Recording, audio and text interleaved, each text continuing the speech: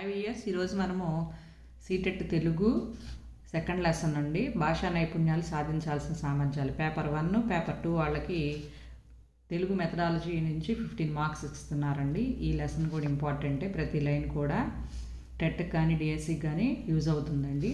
సీటెట్టే కాకుండా టెట్కి డిఎస్సికి కూడా యూజ్ అవుతుంది ఈ లెసన్, కాబట్టి జాగ్రత్తగా చూసుకోవాలి. సో మనం ఇప్పుడు భాషణం గురించి చెప్పుకుంటున్నామండి. అభ్యర్థులందరికీ చిన్న మనవండి, దయచేసి నా ఛానల్ని ఎంకరేజ్ చేయడం కోసం సబ్స్క్రైబ్ చేసుకోండి. అలాగే ఈ వీడియో నచ్చినట్లయితే ఒక లైక్ ఇవ్వండి, అలాగే షేర్ చేయండి. Thank you. సో భాషణం చూసుకుంటే భాషా నైపుణ్యాల్లో రెండవది భావ వ్యక్తీకరణకు ఉపయోగించే సాధనము. భాషణం అంటే మాట్లాడడం, భాషణం అంటే ఏంది? మాట్లాడడం, వచించడం, పలకడం, చెప్పడం, స్పష్టంగా నిర్దిష్టంగా మన అభిప్రాయాన్ని ఎదుటి వ్యక్తికి మాటల రూపంలో వ్యక్తీకరించడాన్నే భాషణం అంటారు.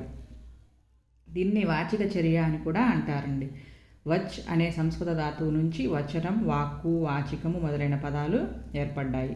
తమ జీవిత వైఫల్యాలకు కారణమని చాలామంది దేన్ని భావిస్తూ ఉంటారు? చక్కగా మాట్లాడలేకపోవటము. నెక్స్ట్ వచ్చేసి విద్యార్థులు భాషణ సామర్థ్యం ఏ నైపుణ్యాలను ప్రభావితం చేస్తుందండి? పఠనం, లేఖనము. భాషణ సామర్థ్యం అనేది పఠనం అంటే చదవటము, లేఖనం రాయటంని ప్రభావితం చేస్తుంది. ప్రఖ్యాత భాషా శాస్త్రవేత్త పి. గుర్రే భాషణాన్ని క్రింద పేర్కొన్న అంశాలు ప్రభావితం చేస్తాయని, విద్యార్థులకు మాట్లాడడంలో శిక్షణ ఇచ్చేటప్పుడు 4 అంశాలు దృష్టిలో ఉంచుకోవాలన్నారు. డిఎస్సిఐ 2018లో ఇచ్చారండి. పి. గుర్రే ధ్వనుల వినియోగము, ఎదుటి వ్యక్తులకు అందించదలుచుకున్న సమాచారము, సమాచార వినిమయానికి ఉపయోగించే భాషా రూపము, వక్తల వ్యక్తిత్వము. ఈ విధంగా 4 అంశాలను దృష్టిలో ఉంచుకోవాలి. మాట్లాడడంలో శిక్షణ ఇచ్చేటప్పుడు విద్యార్థులకు ధ్వనులను వినియోగించుకోవాలి, ఎదుటి వ్యక్తులకు అందించదలుచుకున్న సమాచారాన్ని, సమాచార వినిమయానికి ఉపయోగించే భాషా రూపము, వక్తల వ్యక్తిత్వం. ఇన్ని 4 అంశాలను దృష్టిలో ఉంచుకొని భాషని విద్యార్థులకు శిక్షణ ఇవ్వాలండి. భాషకు మూలం వాక్కు. భాషా బోధన దేనితో ప్రారంభమవుతుంది? వాచిక చర్య. టెట్ 2018లో ఇచ్చారు. పాఠశాలలో ఉపాధ్యాయులు పెంపొందించే భాషా నైపుణ్యాల్లో శ్రవణం మొదటిదైతే భాషాభ్యసనంలో మొదటి సోపానం వాచిక చర్య. వాచిక చర్యకు శిక్షణ ఇచ్చేటప్పుడు క్రింది 4 అంశాలకు ప్రాధాన్యత ఇవ్వాలి. నూతన శబ్ద పరిచయము, విషయ పరిచయము, ఉచ్చారణ దక్షత, భావ ప్రకటన కౌశలము. బాలగేయాలంటే శిశుగేయాలు, అభినయ గేయాలు, కథాకథనము, నాటకీకరణము ఇవన్నీ 3వ తరగతి వరకు ఉపకరిస్తాయి. ఉక్త రచన, ఓరల్ కాంపోజిషను, వక్తృత్వ శిక్షణ, ఎలక్ట్రీషియన్ ట్రైనింగ్ ఏ తరగతుల్లో ప్రవేశపెట్టాలి? 4, 5 తరగతుల్లో ప్రవేశపెట్టాలి.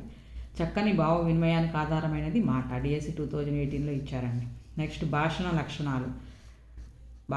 ఇది టెట్ 2018లో కూడా ఇచ్చారు. స్పష్టత, ఉచ్చారణ స్పష్టంగా ఉండాలి, భావాలు స్పష్టంగా ప్రకటించాలి. నిర్దిష్టత, దోషరహితంగా ఉండాలి, తగినంత వరకు మాట్లాడాలి.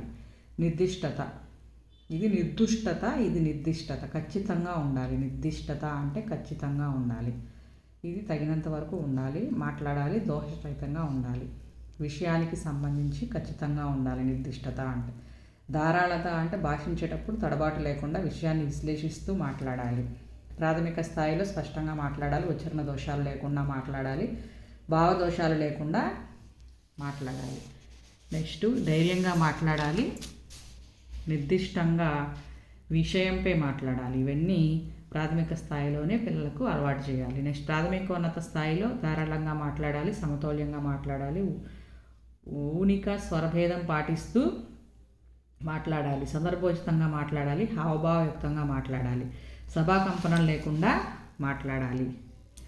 ఉన్నత స్థాయి భావానికి తగిన భాషను ఉపయోగించాలి, వాచిక అభినయము, ఆంగిక అభినయంతో మాట్లాడాలి, సామెతలు, నుడికారాలు, జాతీయాలు అవసరమైన